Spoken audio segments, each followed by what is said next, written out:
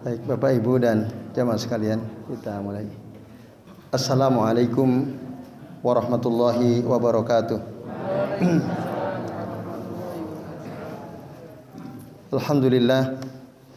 Alhamdulillahilladzi arsala rasulahu bil huda wa dinil haq liyuzhirahu 'ala dini kullih wa kafa billahi syahida. Asyhadu an la ilaha illallah wahdahu la syarikalah wa asyhadu anna Muhammadan abduhu wa rasuluh.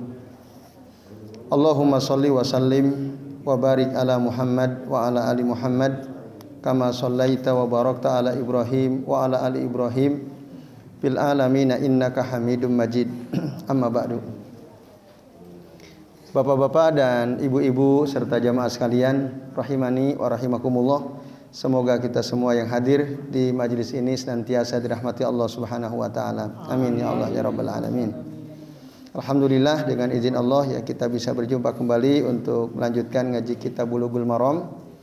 Dan pada kesempatan malam ini Bapak Ibu, kita masih membahas bab ihya al-mawat ya, menghidupkan tanah yang mati ya, yang tidak terurus. Pada kesempatan pekan lalu, kalau tidak keliru ya, kita sudah membahas hadis pertama sampai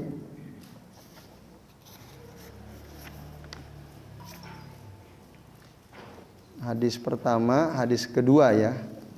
Kalau tidak keliru ya, dua hadis yang kemarin kita bahas. Betul Pak ya? Pak Yadi.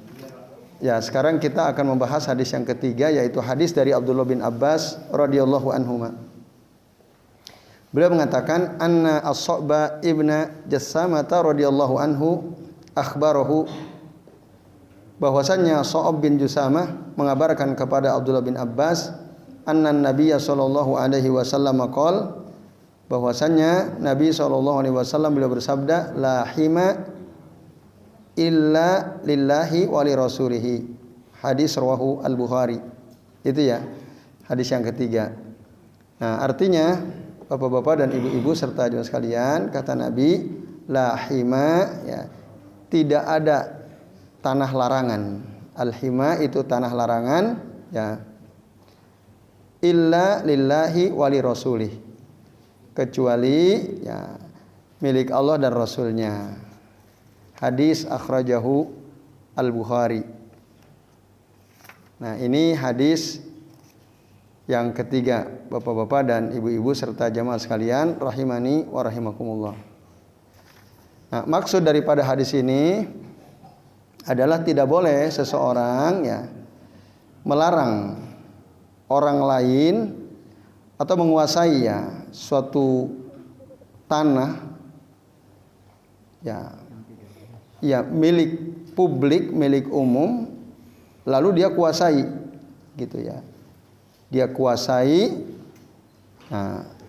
sebagai milik pribadi, sehingga dia melarang orang lain untuk memanfaatkan tanah tersebut dan segala apa yang ada di dalamnya. Nah, ini itu nggak boleh, kecuali jika itu ditetapkan berdasarkan ketentuan Allah dan Rasulnya. Nah, itu maksudnya hadis yang ketiga ini. Jadi Bapak Ibu dan jemaah sekalian rahimani wa rahimakumullah. Nah, dulu orang-orang jahiliyah itu ya, disebutkan ya, sebabnya dulu pada saat orang-orang jahiliyah, di masa jahiliyah, ada orang-orang kaya ya, orang-orang yang dianggap mulia gitu ya, tokoh lah. Faqad kana as-sarifu minhum idza nazala ardhan ya. Dulu orang-orang mulia di kalangan jahiliyah, apabila mereka menempati suatu tanah ya, dan tanah itu subur, ista'wa kalbahu ala makanin alin. Nah, dia menyuruh anjingnya supaya menggonggong di tempat yang tinggi, ala makanin alin. Fa ila haitsu intaha sautuhu hamahu min kulli janibin fala yar'afihi ghairu. Nah, sejauh mana suara gonggongan anjing itu terdengar, maka sejauh itulah tanah yang dikuasainya. Jadi kalau orang-orang penting lah, tokoh-tokoh gitu ya, orang-orang kaya di antara mereka, kalau mereka ya mungkin kalau sekarang seperti apa itu, ya orang-orang kaya tuh di daerah Jabodetabek ya, apa tuh namanya, apa tuh, oligarki ya. Nah ya itu yang melakukan reklamasi itu ya. Nah kira-kira seperti itu. Jadi mereka orang kaya, orang yang dihormati oleh banyak orang karena kekayaannya atau karena ketokohannya misalnya, dia bisa menguasai seenaknya dia sendiri tanah yang dia mau, gitu. Dia membatasi orang lain. Mungkin kalau dulu, kalau sekarang laut dipagar gitu ya, kira-kira begitu ya. Nah, ini sejauh suara anjing menggonggong, maka sejauh itulah tanah kekuasaan mereka. Nah, jadi nanti itu dikuasai oleh si tokoh ini, dikuasai gitu. Nah, yang lain tidak boleh ya memanfaatkan area tersebut dengan segala macam isinya. Maka itu kemudian dilarang oleh Nabi sallallahu alaihi wasallam. Panahan Nabi sallallahu alaihi wasallam an dzalika lima fihi minat tadiq 'alan nas. Nabi melarang perbuatan tersebut karena itu berarti membatasi ruang untuk orang lain. Padahal itu milik umum, ya milik Allah tentu saja. Itu tidak boleh. Sehingga orang lain mau mengambil manfaat dari tanah tersebut, mungkin misalnya rumputnya gitu ya. Kalau ada sumur airnya, itu tidak boleh dilarang. Mana ahum minal intifa bi syai'in lahum fihi haqqun. Padahal mereka sebenarnya punya hak. Nah itu, jadi sebabnya itu Bapak Ibu dan sekalian. Maka Rasul mengatakan lahima illa lillahi wali rasulih. Tidak boleh ada seseorang ya dia apa tadi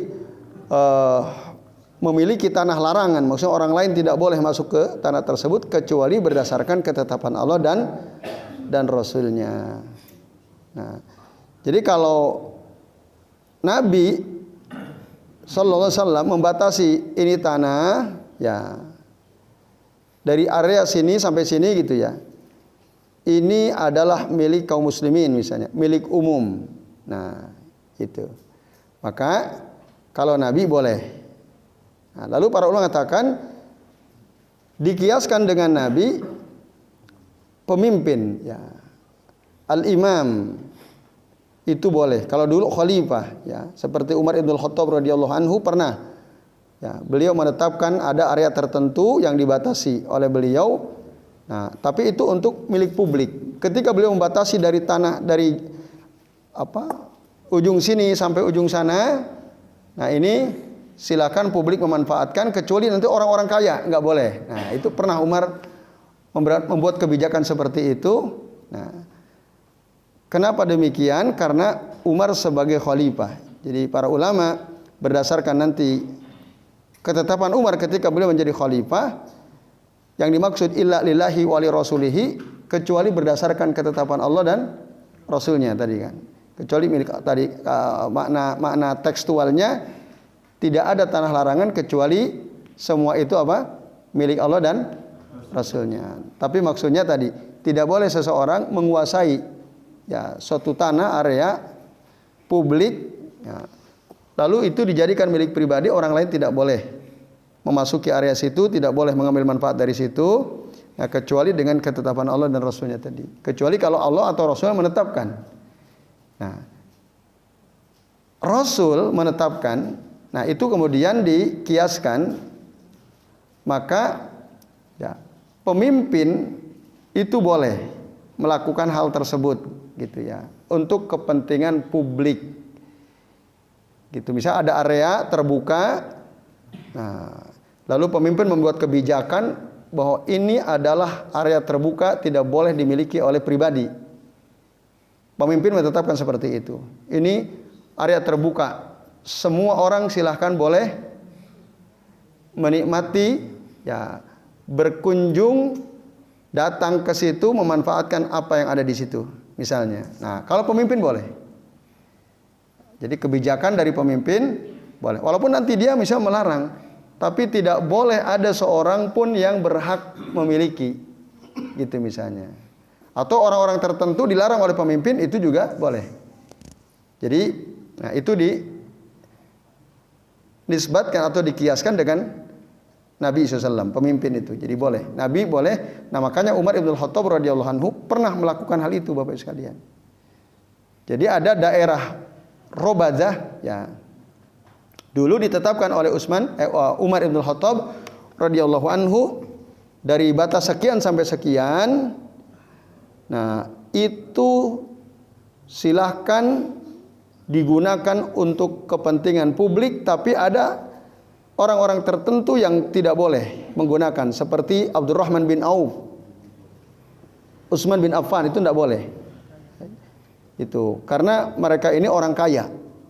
Jadi ada wilayah ditetapkan di batasnya oleh Umar ibn Khattab radhiyallahu anhu, yang rumput-rumputnya segala macam yang ada di tanah itu boleh digunakan oleh siapapun kaum muslimin, ya, untuk menggembala untanya, kambingnya, dan seterusnya.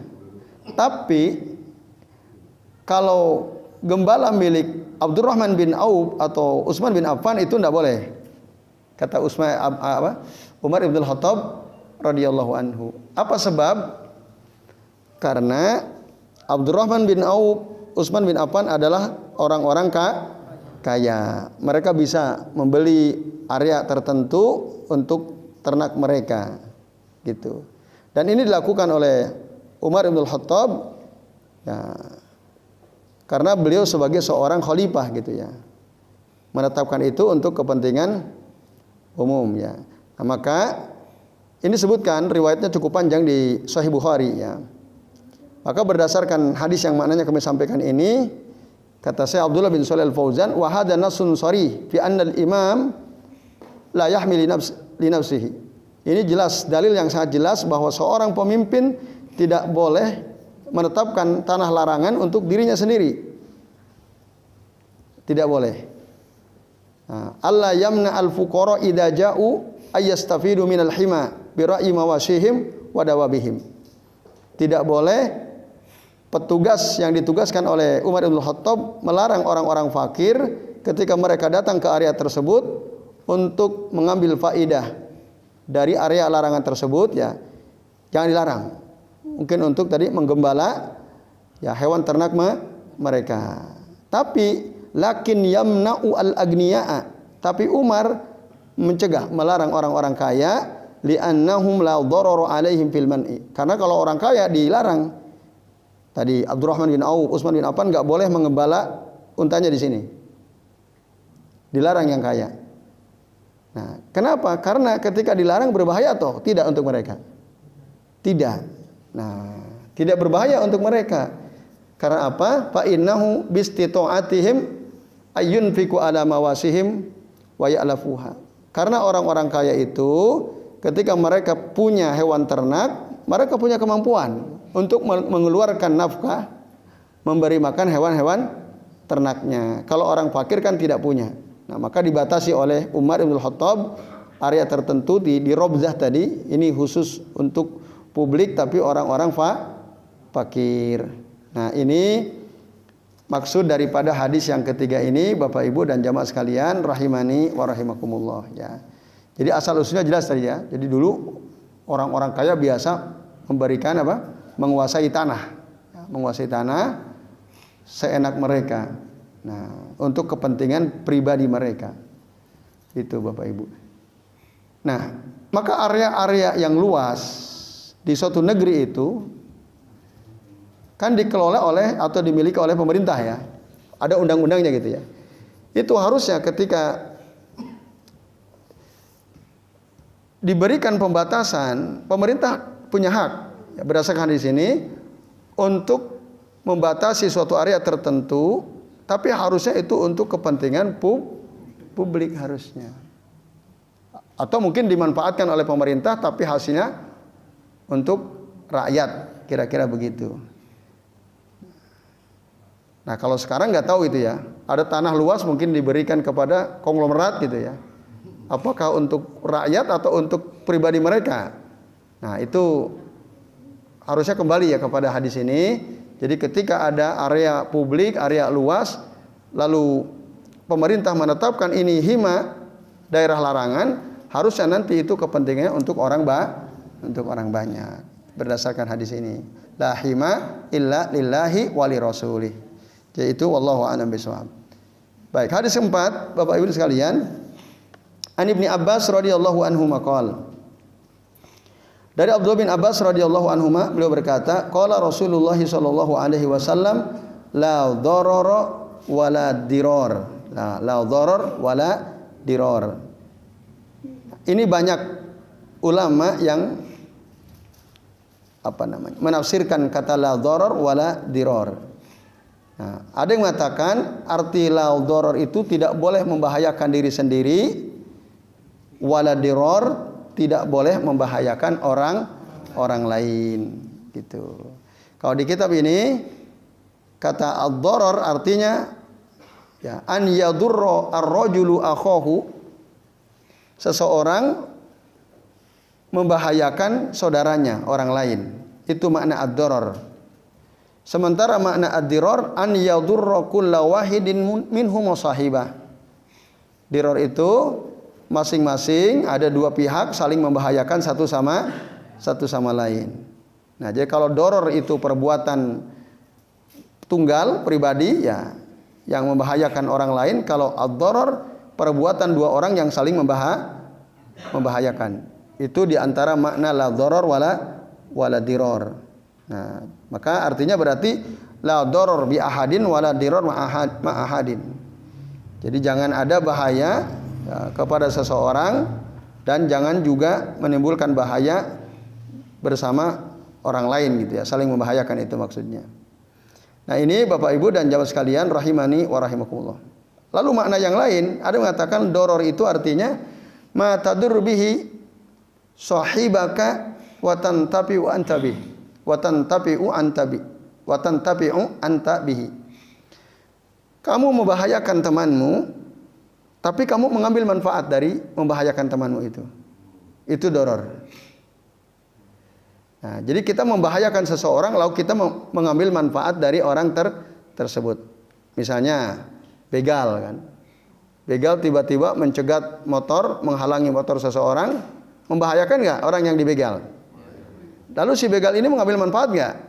Nah, itu doror. Jadi kamu membahayakan orang lain, lalu kamu mengambil manfaat dari perbuatan tersebut yang membahayakan orang lain. Sementara makna diror ma tadurru bihi sahibak min ghairi an tantafi'u bih. Diror itu artinya engkau membahayakan orang lain, temanmu atau siapa saja orang lain gitu. Tapi kamu tidak mengambil manfaat dari tindakanmu itu. Hanya sekedar membahayakan orang lain, tapi kamu tidak mendapatkan manfaat apapun dari perbuatan itu. Itu maknanya diror. Itu semua tidak boleh. Ya. Jadi la doror wala diror gitu. Janganlah kamu, berarti kalau kita terjemahkan berdasarkan tafsir yang ketiga ini, janganlah kamu membahayakan orang lain yang dengannya kamu mengambil manfaat, dan jangan pula kamu membahayakan orang lain meskipun kamu tidak mengambil manfaat. Nah, ini Bapak-bapak dan Ibu-ibu serta jamaah sekalian rahimani wa rahimakumullah. Nah, hadis ini dikeluarkan oleh Imam Ahmad dan Ibnu Majah.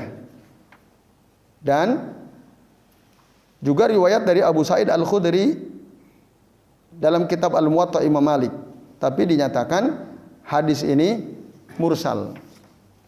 Ya, mursal itu salah satu hadis lemah ya, hadis mursal, kecuali mursal as-sahabi ya. Tapi meskipun demikian, nah, hadis ini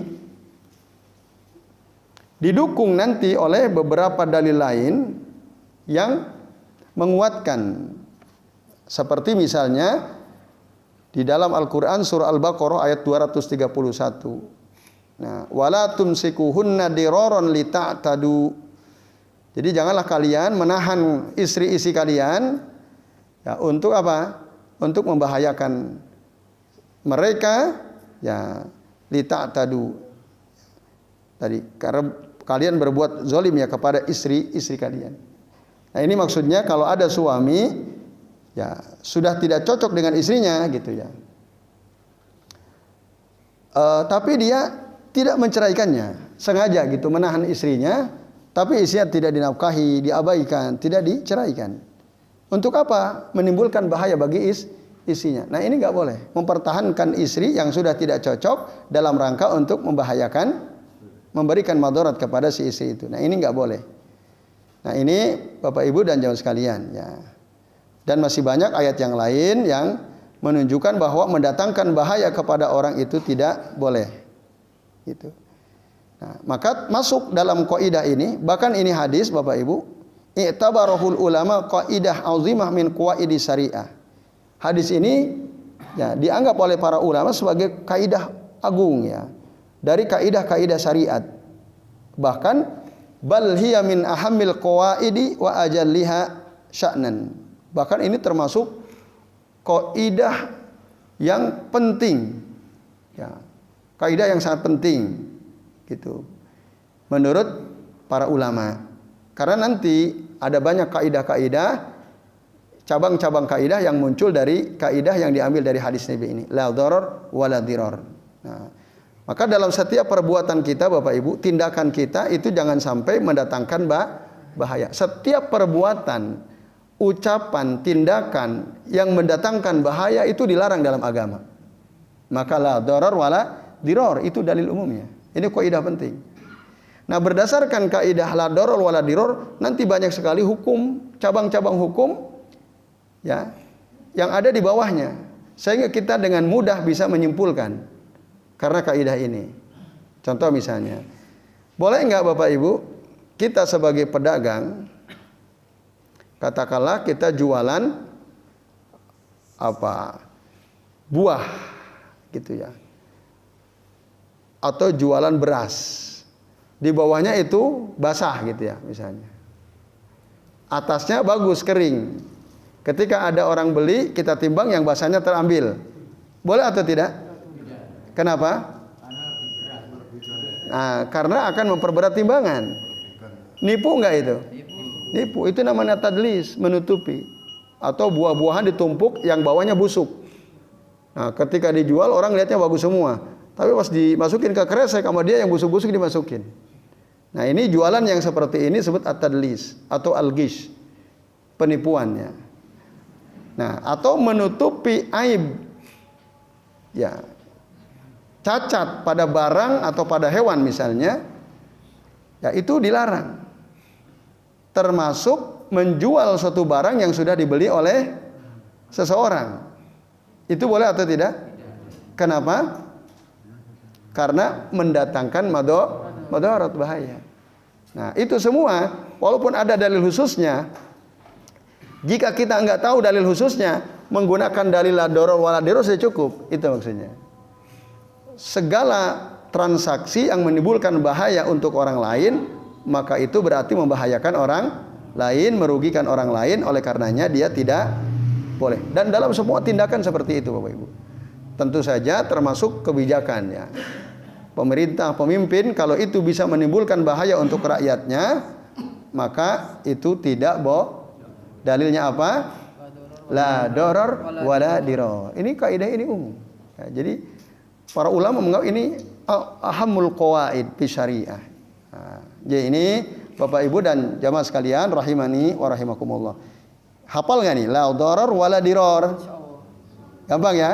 Nah, pokoknya ada hal yang membahayakan, nih hukumnya gimana? Kita tinggal tanya, bahaya enggak? Oh, bahaya. La darar wala dirar, itu dalilnya. Hadis riwayat siapa ini?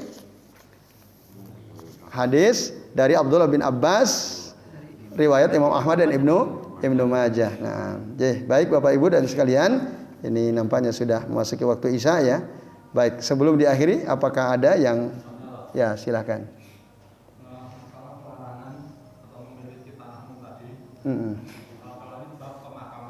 Kalau seandainya pemakaman itu kan Ya. Namun warga yang tidak domisili di situ ataupun tidak punya waris di situ, hanya warga dari luar tadi kalau itu memakamkan di situ dari pengurus kampung ataupun pemakaman itu tidak boleh. Apakah itu melanggar apa tadi yang disampaikan?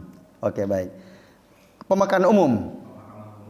Umum untuk wilayah tertentu.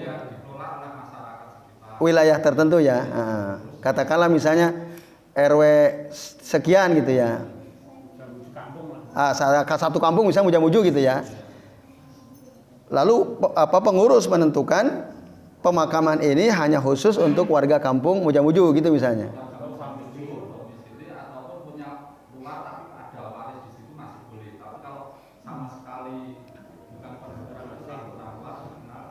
Ya. Baik, itu kepentingan pribadi atau umum? Umum, tapi umum yang terbatas. Ya kan? Umum tapi terbatas. Itu apakah melanggar tadi hadis Nabi di mana mengatakan la hima illa lillahi wa li rasulih itu ya? Jawabannya tidak. Ya, tidak. Karena itu ya justru untuk ketertiban. Andai kata semua orang boleh menguburkan di situ, nanti warga Mujamuju gimana? Warga setempat akan penuh karena iya itu. Maka itu tidak ada, itu namanya untuk kepentingan umum tapi terbatas gitu ya. Nah, yang penting untuk kepentingan umum. Yaitu Pak Surono dan Bapak sekalian, maka itu suatu perbuatan ya yang tidak bertentangan dengan hadis yang kita bahas ini tadi. Itu wallahu a'lam bishawab. Masih ada? Ya, silakan. Misalnya ada tanah kosong. Ya. Terus mau nggak tahu ini siapa nih yang punya nggak tahu. Terus kita tanamin. Nggak jelas, yang punya nggak jelas. Setelah kita tanamin, itu sampai bertahun-tahun sampai yang nanamin itu meninggal itu gimana? Sampai bikin rumah di situ. Iya. Sampai orangnya meninggal. Iya. Sampai anaknya juga masih di situ. Iya. Itu gimana tak? Ya, oke, baik. Nah, itulah yang disebut dengan ihyaul mawat, menghidupkan tanah yang mati gitu. Enggak apa-apa itu. Iya, tapi ada syaratnya. Enggak apa-apa. Ada tanah enggak jelas yang punya siapa, lalu kita tanami, kita yang bersihkan, maka fahuwa lahu, tanah itu jadi milik dia. Tapi syaratnya dua. Satu, memang enggak jelas yang punya siapa. Dan yang kedua, itu tidak dimanfaatkan oleh publik. Itu enggak ada yang memanfaatkan. Nah, maka boleh gitu. Kalau memang betul. Atau jangan-jangan kita nggak tahu sebenarnya yang punya. Nah, itulah. Punya ya kasih aja.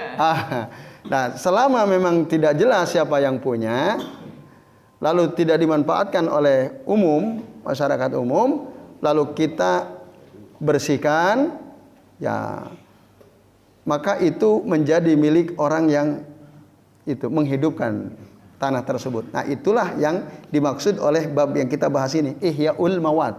Jadi menghidupkan tanah yang terbengkalai, tanah mati yang tidak jelas siapa pemiliknya. Yaitu orang tua kita dulu pasti begitu kan? Tanah di Jogja ini dulu ada orangnya kan enggak ya? Di kampung ini mungkin dulu kosong. Datang satu orang, dua orang.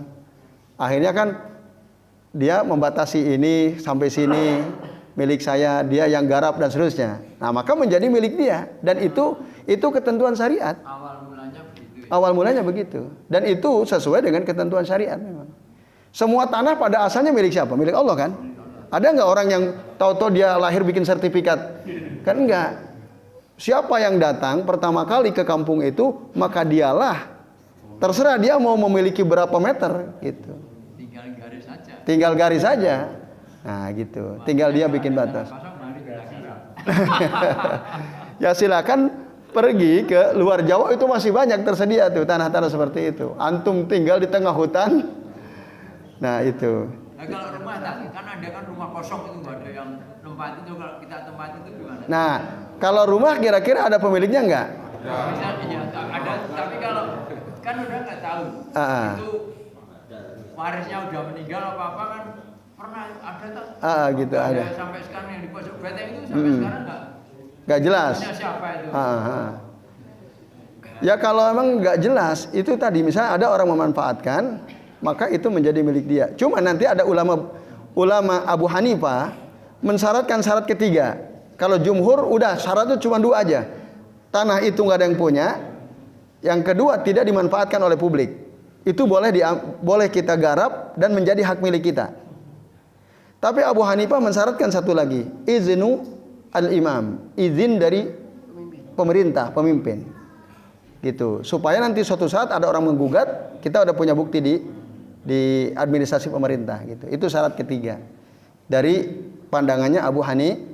Tapi jumhur mengatakan enggak, pokoknya cukup 2. Enggak jelas siapa yang punya, enggak dimanfaatkan publik, lalu kita garap, itu menjadi milik kita. Gitu. Wallahu a'lam bishawab. Nah. Ya baik Bapak Ibu dan sekalian, sementara ini yang bisa kita bahas. Terima kasih atas perhatiannya. Kita akhiri dengan doa kafaratul majlis. Subhanakallahumma wa bihamdika asyhadu an la ilaha illa anta astaghfiruka wa atubu ilaik. Wa sallallahu ala Muhammadin wa ala alihi wa sahbihi wa baraka wa sallama alaihim ajmain. Billahi taufiq wal hidayah. Wassalamualaikum warahmatullahi wabarakatuh.